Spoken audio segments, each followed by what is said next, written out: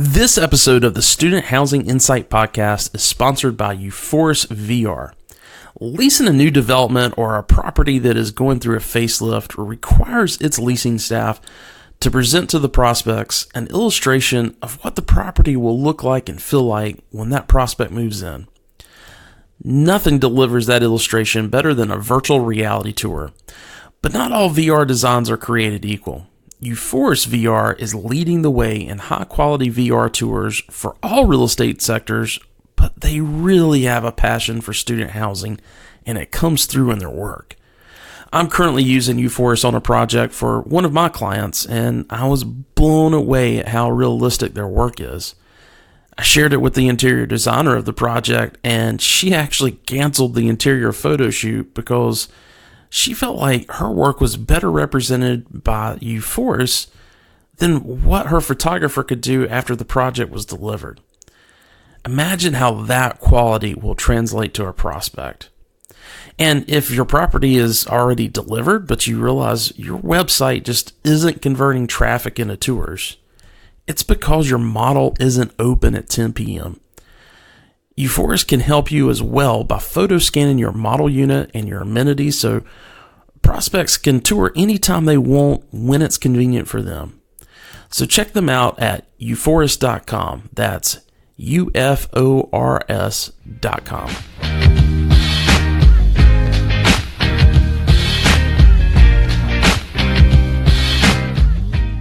Welcome to the Student Housing Insight Podcast, where we are putting you in touch with the people who are bringing student housing to life. I'm your host, Wesley Dees, and joining me today is the newest co-host of the podcast and author of Releasing, a Counterintuitive Approach to Leasing Apartments, Willie Butler. Oh, man, Wes, I can't express how excited I am to be on here, man. Thank you. Thank you.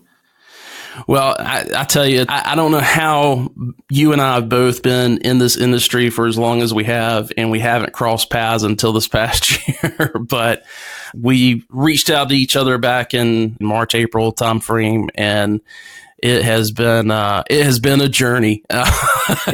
So it's been great getting to know you and understanding your goals and your passion for this industry. And, after the first time we talked, I knew at some point in time you were going to be on this podcast. And more than just we've had one of your previous idea presentations from our Florida summit, in the podcast, but I knew that you'd probably be playing a bigger role at some point in time. So welcome to that, and looking forward to, all the content that you'll end up bringing our audience certainly over this next year, and hopefully longer than that. But hey, just, really quick for our audience, for those that don't know you, give us kind of a little bit of your journey in student housing and what's led up till now. Oh, absolutely. It'd be my pleasure. So I guess it all started back in 2009 in Cheney, Washington, where I was just a community assistant back at the Grove Apartments in Cheney. I worked under Campus Crest Communities and went through a few trials, tribulations, and just about everything else that every aspiring community assistant or anybody new into this industry is going to find, right? I mean, student housing isn't necessarily it's very unique in the fashion, right? There's a different mindset that comes associated with it. So, coming into the space, there was a lot of trials, a lot of challenges, situations and circumstances, but, I found a lot of success in my career in the leasing and marketing side of things. So that kind of led me to continuing to grow with Campus Crest in the sales manager capacity. And then, with the HSRE acquisition, Asset took it over, and I grew with Asset Living quite a bit. I mean, that was the majority of my career. And, just climbing the ladder from the leasing side of things to the new development side, where working as lease up specialist. And then I was fortunate enough to join the corporate capacity and held multiple roles. But at the latter end of my career working with Asset, I actually served as the training developer, being on a team of 3 people, really helping cultivate and bring together the training department. And I built this passion, I built this enthusiasm for leasing, marketing, and training specifically, right? And that kind of got me to where I am today. And that was the abridged version, the shortest version I know, but that's kind of my career over the span of since 2009 to now today, 2 months from 2020. So now you've got the book. We'll talk a little bit about that. Also, a little bit about the new company that you've started. Do you want to share anything about that? Oh, absolutely. I'm excited. So to kind of start off with the book, so it all kind of started with the book itself. So releasing a counterintuitive approach to apartment leasing. Honestly, when I came into the industry and I was a sales manager, all I could ask for was something of this nature, right? I would reach out to my kind of upper management and kind of reach out for any resources. Like I was a fish out of water, didn't necessarily know how to sell anything to save my life, let alone manage a team to become excellent salespeople. So, fish out of water. And I was just reaching out for all resources, fell in love with the movie Wolf on Wall Street, fell in love with Boiler Room, fell in love with just about anything sales related that I could find. And just everything was just kind of generic information, very great content, whether it was from Strength Finder 2.0 to, another book that one of my upper management gave me. It was First Break All the Rules, like a lot of great books, a lot of great content that I read, but nothing specific to the student housing industry per se. So I would read the content and I would try to turn it into whatever I could, but it was nothing that, kind of gave me that blueprint or at least any direction towards student housing specifically. So a lot of what I learned had to be built by trial by fire and, kind of trying it, throw something against the wall and see if it sticks. And then I was fortunate enough to identify like a few techniques that worked and develop a recipe that worked. And it served to be a catalyst to help me find a lot of success in the leasing side of things throughout my career. And then I joined the corporate capacity, whereas I would have to consult like a lot of different managers and I would have to go down to the on-site teams and help out. And I would find them finding a lot of struggles the same way that I found them, the same things, same mistakes that I made. I would see a lot of people doing it. And in the moments that I was there, in like the 3-day, 4-day windows that I would be able to serve with these teams, I would see just a major shift in perspective. And I loved it. Like I fell in love with just being able to be behind the mindset shift and the newfound inspiration and the renewed motivation that these managers and aspiring like leasing managers would find. And I said, man, I really want to do this on a bigger scale. Like I want to do it beyond just a PDF or beyond another podcast or beyond a webinar that I know nobody's watching. Like they're kind of just doing their audits or payroll in the background. Yeah. I wanted to do it something sustainable, be able to offer this perspective shift long term. So I wrote a book.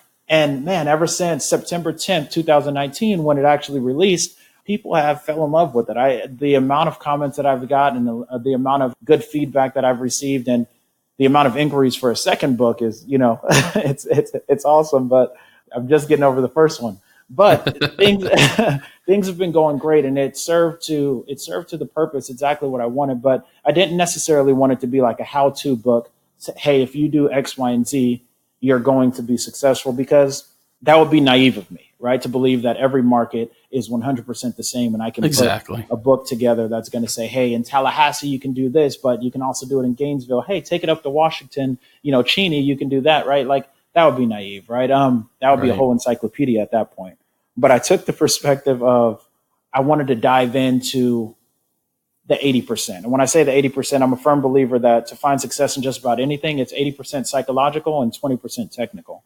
So this book is deeply rooted in that 80%. And I wanted something that is easily digestible, people can hold on to, people can read, and find the authentic kind of raw nature and, sit back on their porch and enjoy it, have a good laugh, but also be able to take content from it and apply it in their daily lives. So in short, that's releasing. Yeah. I think you've hit on all of those things. The response has been great, and it's really kind of I think it's kind of started a discussion, with at least among the leasing professionals within our industry of how to overcome some things, how to I don't even want to say think outside the box, but just figure it out. And so yes, thank you for putting that into the world. And I know you've got some other big plans coming up. You've got a wedding date scheduled so far, I think. Oh, absolutely. Absolutely. September 8th, 2020. We're going to Morocco. Wes, you got to be there. Hey, I find any reason for me and my wife to get out of the country and leave the kids with grandparents, and we'll figure it out. So, well, there you go, man. September 8th. Put it on your calendar. You have a reason. Well, hey, you've also become not just a presenter at our summits, but you've also, in the last two that we had this fall, you were our MC and did just a fantastic job. I want to thank you for your commitment to that. what I found myself doing, these conferences, there's a lot that goes into the planning of it, and you see it one way in your mind, and then there's always going to be technical difficulties or whatever. And as I was kind of playing the MC and the content provider and the tech guy and everything else, it affected things, because it was one of those things where I would get distracted by a technical issue. Something wasn't recording, the light wasn't set right or whatever, and it would just ruin my mood. And of course that came through. And so for the folks that came to the first two this year in Cincinnati and Florida, my apologies for that. but it was one of those things where I was just like, I've got to let it go. I've got to bring, somebody in that can do that and keep things focused on, not just the flow of everything, but also just bringing excitement. Like, this is one of these things where you're out of the office for the day, and you're focused on making yourself better.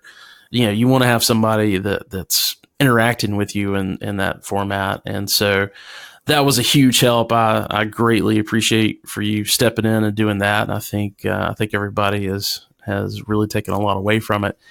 Hey, Wes, yeah, I would almost be selfish to say thank you, because I probably had more fun doing it than not, right? It was a blast. It was a good time. So I guess you're welcome, but I should be saying thank you myself, man. It was an absolute pleasure being a part of it, and I can't wait for next year's.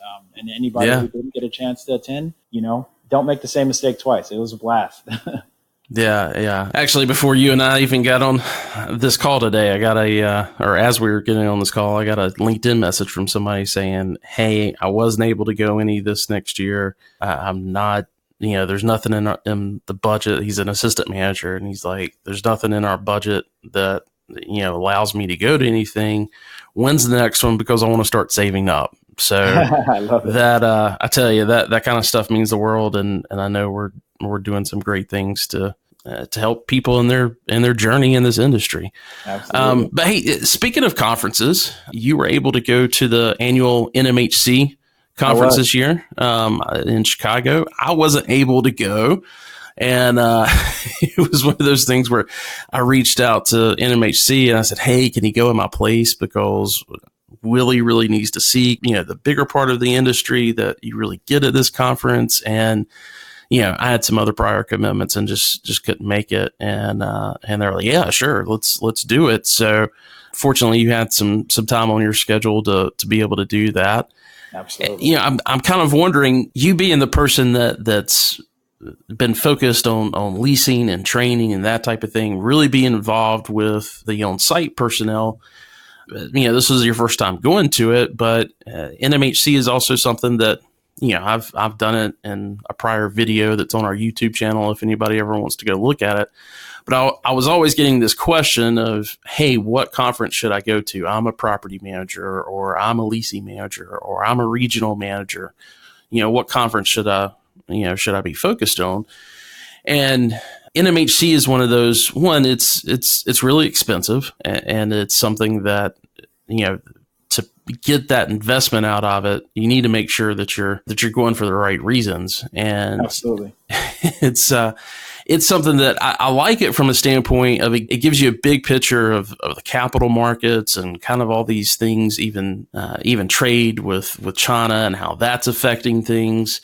And then it also, gets down to the nitty gritty of, I know this year they had a panel of COOs talking about, things that are happening at the site level that from a portfolio perspective, they're trying to overcome or implement. And I really just wanted to kind of get your perspective. As this being your first time going, what did you take away from it? And, if there's anything you want to share, I'd love for you to share that.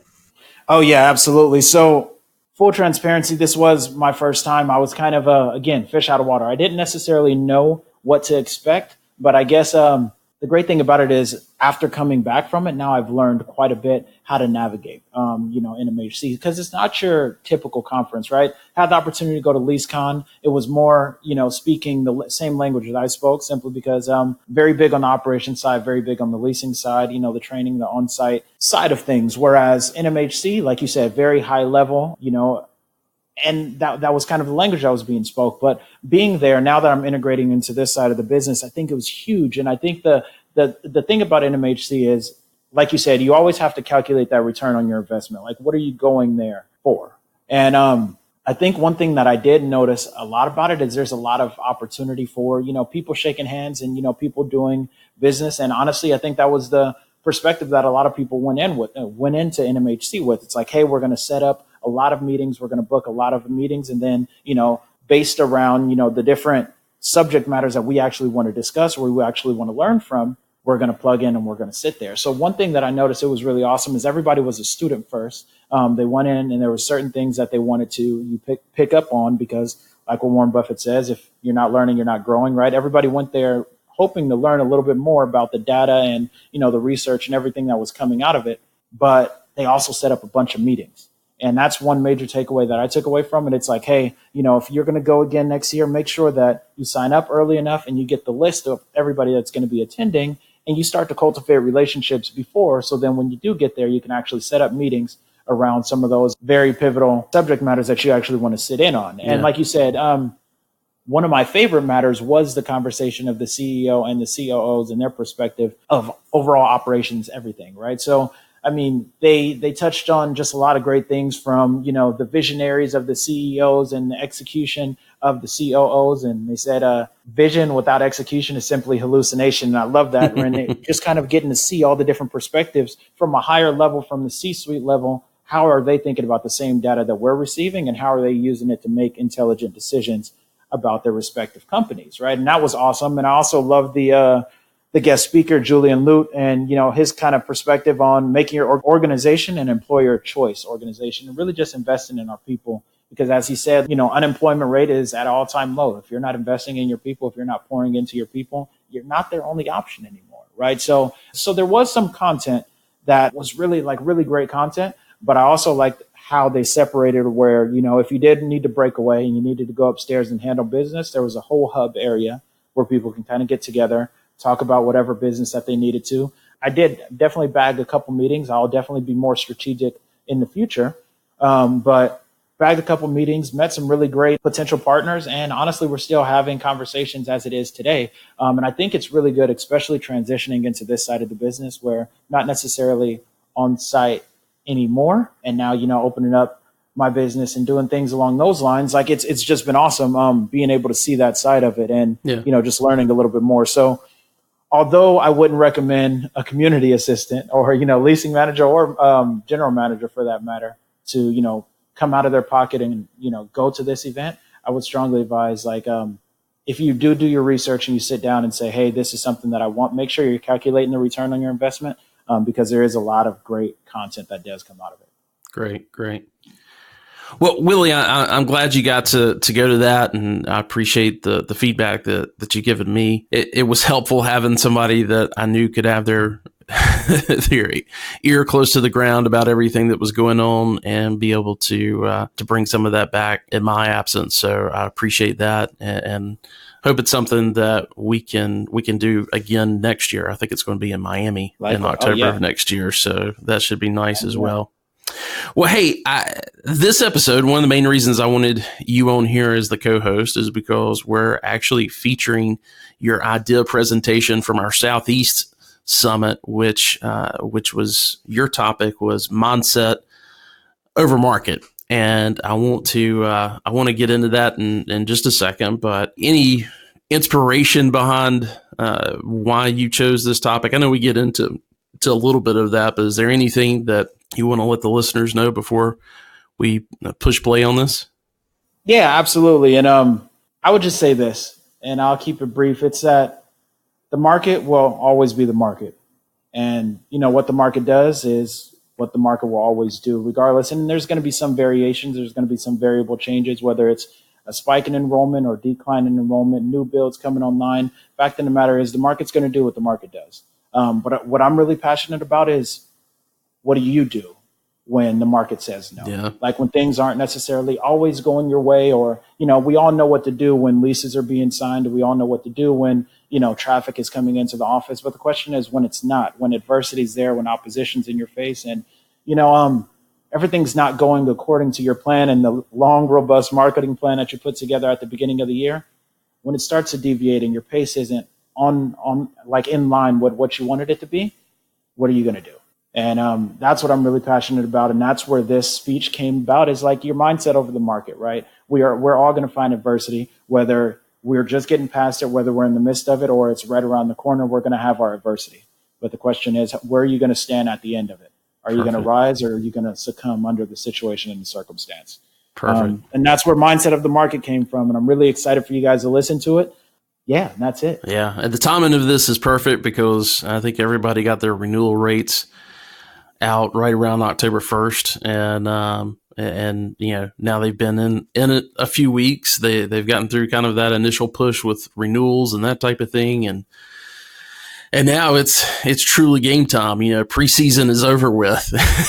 Absolutely. It's game time. So this is kind of the perfect thing for, to make sure that you've got your team listening to this. And I truly think if you're a property manager or a leasing manager and you're trying to find out a way to motivate yourself and also motivate your team, I think this is something that's going to be something you'll find very helpful, regardless if you just send them this podcast to listen to, or we video recorded this as well. And so we've still got some post-production editing that's happening with that. So that'll be up on the YouTube channel before too much longer. But I truly believe both this presentation that you made along with your book is going to make a real difference in the bottom line for a lot of people, not just people overcoming their struggle and some of their personal things that's going to end up helping them lease better. But I think it's also going to, have a bottom line to the investors as well, obviously, because if you've got a better leasing season, your investors Absolutely. are ultimately going to be the ones that are going to be benefiting from that. So, they say high occupancy heals all wounds, right? Typically. So, hey, let's go ahead and hit play. I do want to tell everybody the person you're going to hear at the beginning of this is not Willie. It's actually Stephen Morsey with Albridge, who was the sponsor for your presentation. Because of that, he got to introduce you, and it's he's awesome. Yeah, he's been great. If you're looking for an alternative with internet distribution and TV channel lineup, Albridge is great. They're a sponsor of our summits, and they've been really great to work with. So feel free to give him a call. We'll put his info in the show notes. So with that being said, let's push play.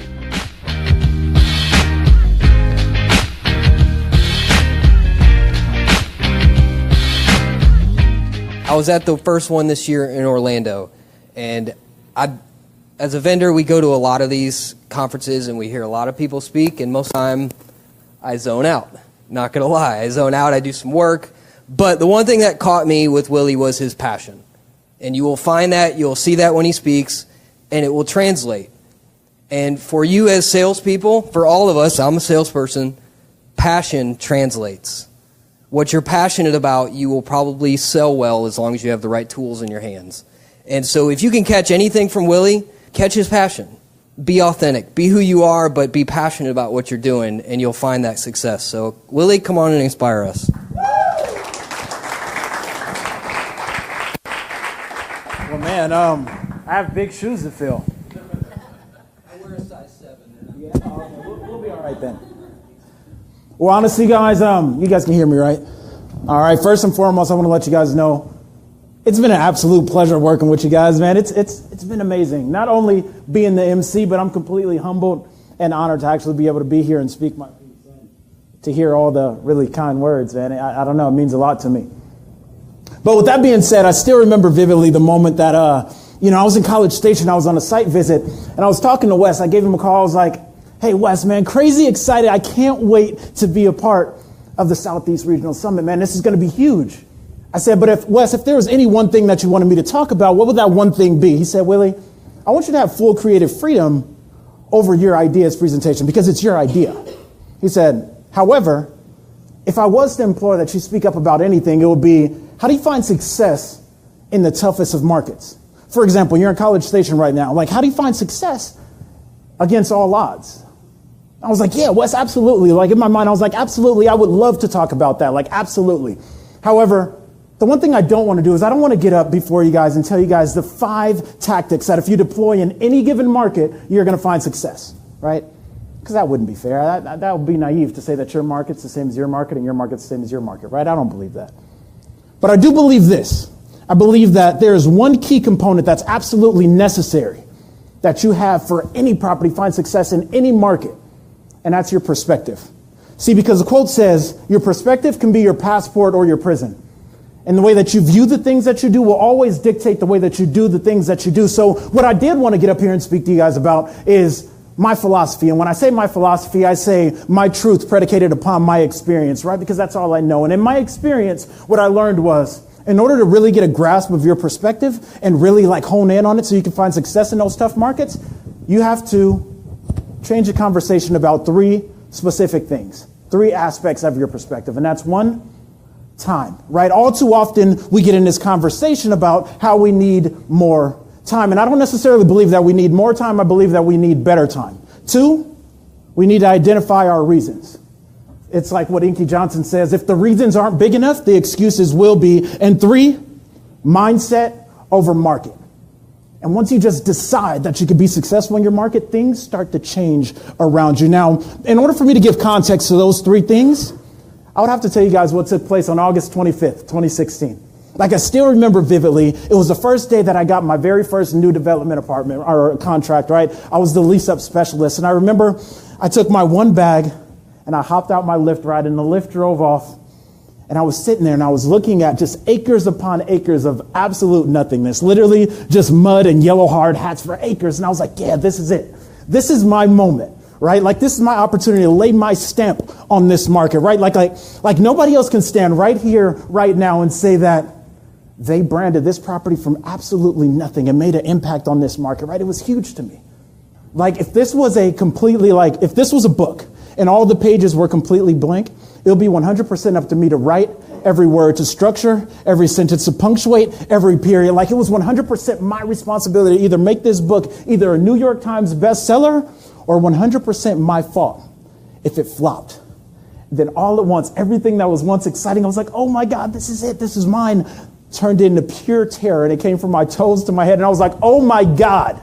Like, how am I going to be responsible for leasing up this property? Like, who am I? How am I qualified to do this, right? Like, at this point, the only experience that I had was that of a leasing manager. And at least as a leasing manager, I had a leasing team. And at least as a leasing manager, I had a leasing office, not some makeshift trailer. Like, how am I responsible for leasing this property up to 100%, right, dude? And I don't even know what a lease up specialist is. I felt like somebody made that name up. So I wanted to call my regional. I was like, all right, cool. I'm going to call her. Like, there's no way. I need some help. So I called her. I said, hey, help me out. Do you have like a lease up specialist in a box or something? I have no direction. She said, no, Willie, I don't. However, with your experience, I would advise that you make one. She said, what I would implore is go out there and make a marketing plan. I said, okay, marketing plan. All right, I have to make a marketing plan. Cool, that's the first step, marketing plan. So in order to make a marketing plan, I have to get to know the market. So that's what I did. I went out, I shook a few hands, kissed a few babies, met every general manager that I could. And it's funny because the narrative was always the same. It was, this market is oversaturated. There's too much supply to accommodate the few students that we have. And honestly, we didn't lease up last year, so you guys bringing in not 1, but 2 new phases in this market, I don't see it being successful. So nobody believed that this could be successful, right? Me, I had my own personal doubts.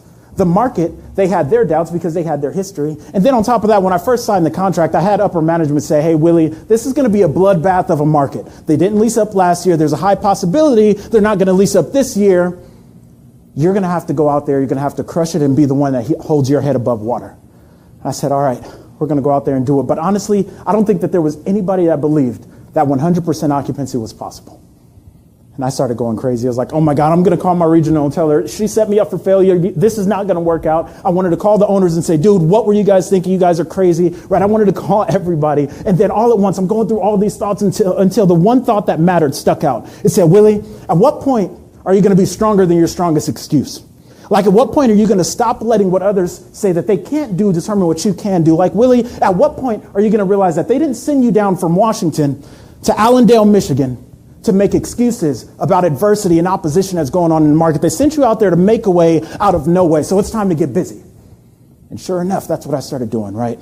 Every handshake started to turn into a meeting, and those meetings turned into tours, and those tours turned into leases. And then all at one point, right, I started to sign more leases than I had the bandwidth to withstand alone, right? So I called in reinforcements. I had another lease-up specialist come down and help me out, and he was helping me until I was able to hire my leasing manager. And my leasing manager, I've known him for 7 years now at this point, right? He's in my fraternity. He matches my enthusiasm. He matches my energy. He matches my ambition. His name is Corey, one of my best friends in the world, right? And he's out there, and we're out absolutely crushing it. Two-man army. And things are going great. And then we have the opportunity to cultivate a team around that same energy. Things were going perfect, you guys. I can't make it up. It was awesome. So much so, my regional, I reached out and said, Willie, you guys are doing great. Absolutely crushing it. You're outpacing last year's leasing. However, this time last year, actually next month last year, the new development from last year signed 164 leases next month. Now, although you guys are doing great, and I applaud you for that, if you don't sign 164 leases in this upcoming month, I'm afraid that we're not going to be on path or on pace to actually hit our leasing goals, and there's a high possibility that we're not going to lease up. I said, all right. 164 leases, like, okay, that's a lot of leases. Me personally, I've never had the opportunity to sign 164, where I just never did it, right? I signed 91 one renewal deadline in a month, right? But even then, I had renewals to sign, right? 164 leases at a new development. Right, challenge accepted, I guess, right? So we went out there the next day, absolutely crushed it. Phenomenal day. So much so, Corey was like, hey, Willie, we deserve it. Let's go out. Let's have a night on the town. I said, yeah, let's do it, right? And we went out and we danced the night away. We had a blast. See, but in order to understand what happened next, or at least to understand my perspective of what happened next, you would have to understand what took place a long time ago in my life. See, when I was 6 years old, my mother, aged 30, I lost my mother to the hands of colon cancer. Interestingly enough, 11 years later, now 17, my oldest brother, 22, I also lost him to the same fate. So let me put this in perspective for you. My brother at age 22, my mother at age 30, when I woke up at age 26, both 4 years after his untimely demise and 4 years prior to hers, like smack dab right in the middle, and I woke up with this incessant immobilizing pain, like right here in the upper left quadrant of my stomach, that was similar to what both of them had described as a symptom of their early diagnosis. Oh, my mind was in a dark place, right? Like it went completely blank. On a scale of 1 to life, like, leasing, 164 leases, it's this big, right? I didn't care about that. Right? Instead, right, I woke up with this pain, and it was just incessant. It was in my stomach, and it almost felt like somebody took their hand and was like pressing all their weight right here in my left quadrant. I didn't know what to do. Like I woke up, I was like, oh my God, what is this pain? Like what is happening right now, right? So day one, I'm a tough guy. I try to stretch it out like, all right, I got this. I'll be okay. Day two, I started doing crunches because it started to hurt a little bit more, right? I was like, okay, I have to work this one out. It's ab day. Now, day three, at this point, I feel like I have a full-on accredited doctorate at WebMD University, right? Because, right, like I know, and it's WebMD, right? I know it to be true, everything, like it has to be true, right? How is it not? So I studied everything, and based on all of my research and all statistical data, like everything, it was proven that there was only 4 diagnoses that it could be, right? It was either 1, pancreatitis, 2, appendicitis, 3, I was in the first trimester of my pregnancy and my womb was expanding, or 4, I had colon cancer, right? And naturally, based on my history, my mind went to a dark place, right? I didn't want to do anything. Signing leases, follow-up calls, calling guarantors, it's big. Instead, what I wanted to do is I wanted to reach out and call all of my friends and let them know what they meant to me, right? Because I knew based on all the research and everything, like I knew my time was limited. I was down to my last minutes, right? I wanted to spend my time telling all my friends what they meant to me. So I did. I called all my friends, let them know what they meant to me. I called my girlfriend, let her know what she meant to me. I called, God knows I probably shouldn't have, but I called my ex-girlfriend, let her know what she meant to me, right?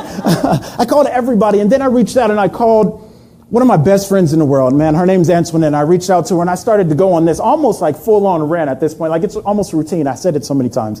I got on the phone, I started talking to her. She was like, Willie, I'm going to stop you right there.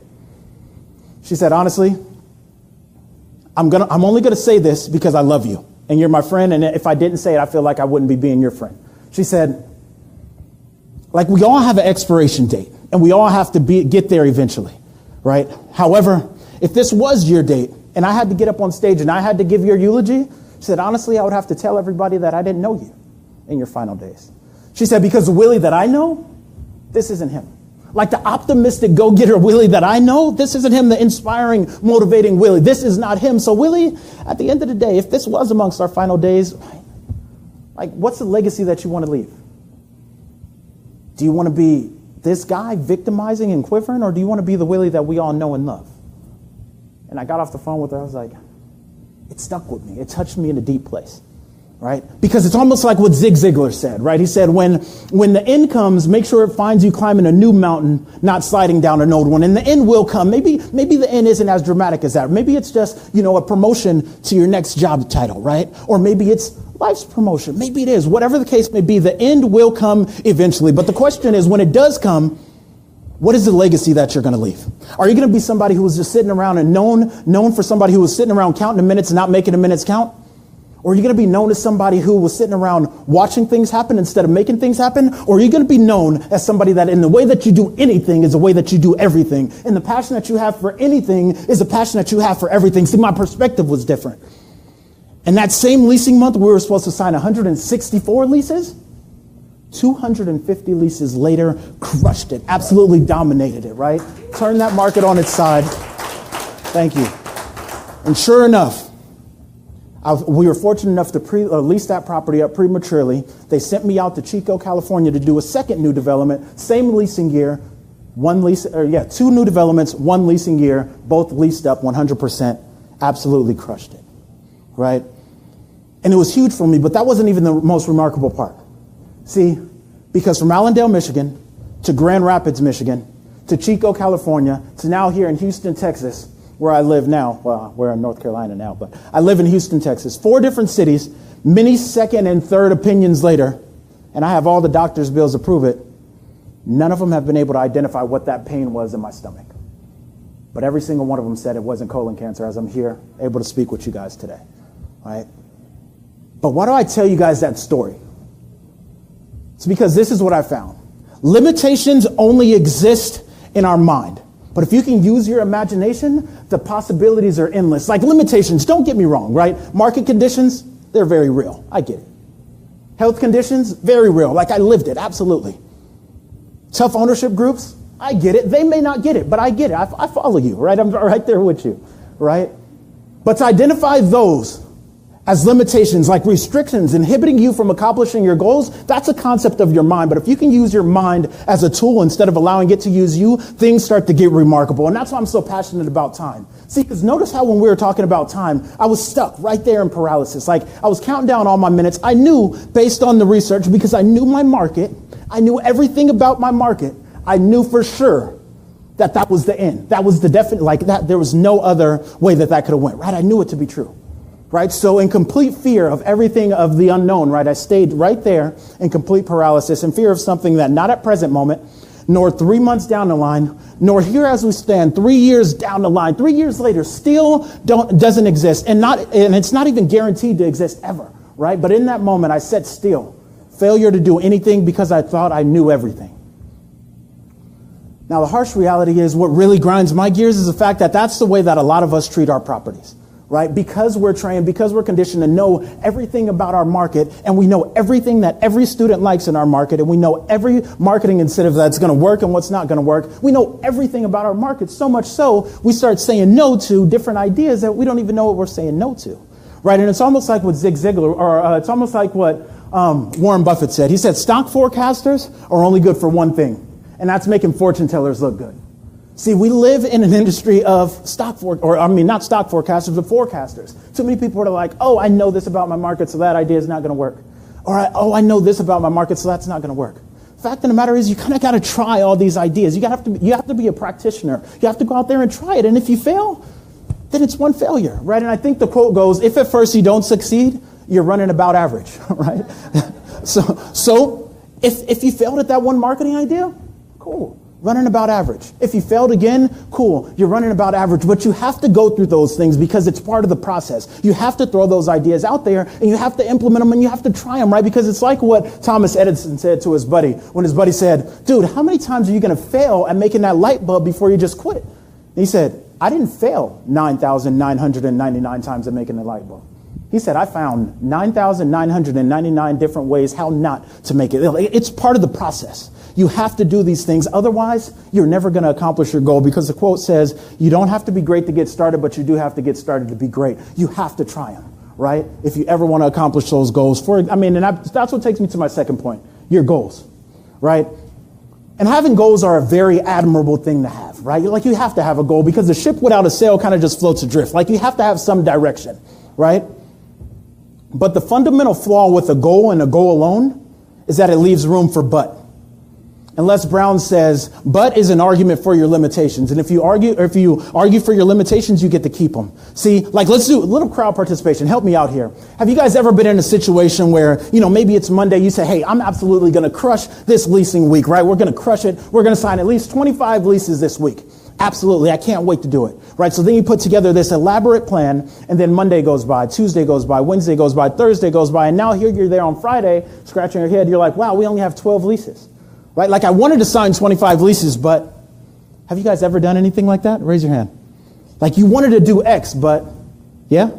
I feel like everybody has it to some degree, right? But what happens after that but? What's said after that but is always a justification for your limitation. We always say, oh, well, because of X circumstance, I wasn't able to accomplish Y, right? And because of that, you're like, okay, it's kind of the fluff to your pillow, right? It says, okay, you know what? That's my justification. That's why I wasn't able to accomplish it. Therefore, it's okay. See, that's why a goal alone is not good enough. You have to associate reasons because your reasons make it non-negotiable. It's like what Les Brown says, put yourself in a sink or swim situation and here's what you'll find. You'll develop amazing swimming skills, right? You have to, failure cannot be an option. It reminds me of a place where I was actually out in Allendale, Michigan. And one thing that I didn't tell you guys about Corey and I was we went to college together and we were like, dude, we're going to crush it. Not only are we going to crush this new development, but we're going to crush it in our health and our fitness. We're going to get back in shape. And then Corey was like, yeah, let's do it. And it's funny because every day that we had a long day at work, and I say long loosely because, we'll get off at 6 o'clock, right? So we get off at 6 o'clock, call it a long day and say, hey, dude, we deserve this. Let's go out and have what's called a Diablo burger and a diabolical beer. And it's exactly what it sounds like. Probably hands down, the most unhealthy dish that you can ask for, right? But it was phenomenal. So we would always justify negating our goal by saying, dude, you worked hard today. You deserve it. Go do it, right? Until I had my scare. Then all of a sudden, I start working out every day. I stopped going out, stopped drinking. And, honestly, I went vegan for a little while, right? And I remember calling Corey and I was like, dude, will you go on this journey with me? I'm going vegan, man. Are you down? He said, absolutely not. You're crazy. So then our dinners start getting a little awkward, right? He had a full-on Diablo burger. I was eating quinoa. He called it bird food. It didn't sit well with anybody, right? But I had a reason. I had a reason attached to it. My life depended on it. So when we're associating these goals, it's what's the reason behind why we have to sign these leases? Why do we have to get 25 leases? Why do we have to accomplish this goal, right? And then once you set that reason, just decide that you can do it. And that's what brings me to my third point. Mindset over market. Just decide. Because once you make that decision, you say, I can, I will, I must. If you just make that decision, incant that. I can, I will, and I must. And I promise you, you will, and you shall dominate your market, and you will, and you shall conquer all of your competition. Why? Because you start to realize that it's no longer about your competition. It reminds me of when Corey and we did start working out, and we started going heavy, and we started working out every single day. And before any of the workouts, we would always run a mile.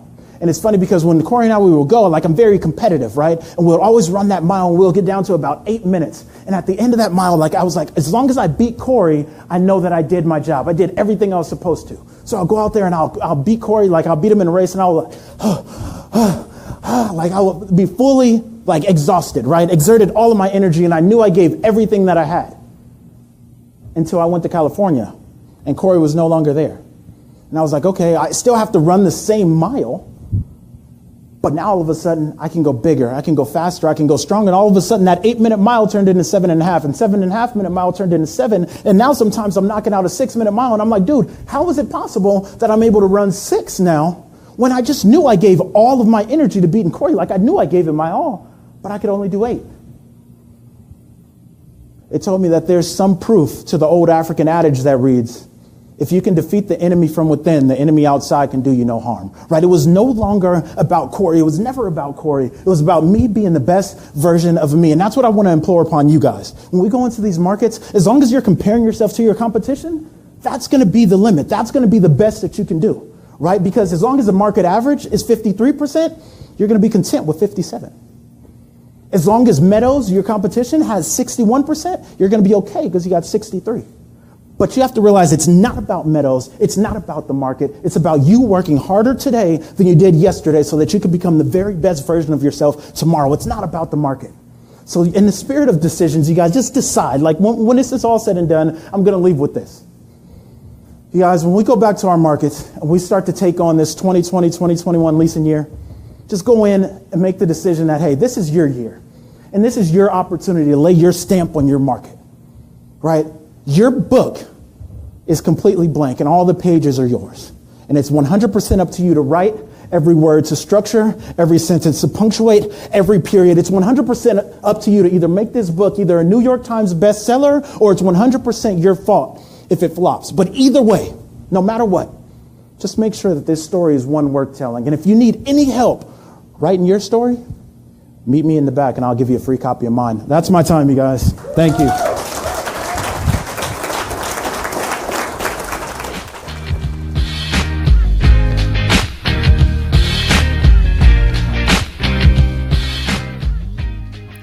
Well, there you have it, guys.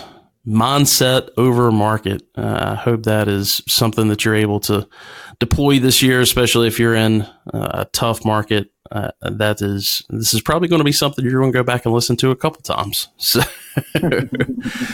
Willie, thanks again for taking the time out, for everything that you're doing for Student Housing Insight, but for this podcast as well. And we're looking forward to future episodes. One quick house cleaning item, or just something to let everybody know about. Don't forget, November 7th, this week at 1 p.m., we are doing our mental health webinar with Grace Hill, one of our other co-hosts that handles all of our on-campus topics and some of our student affair topics.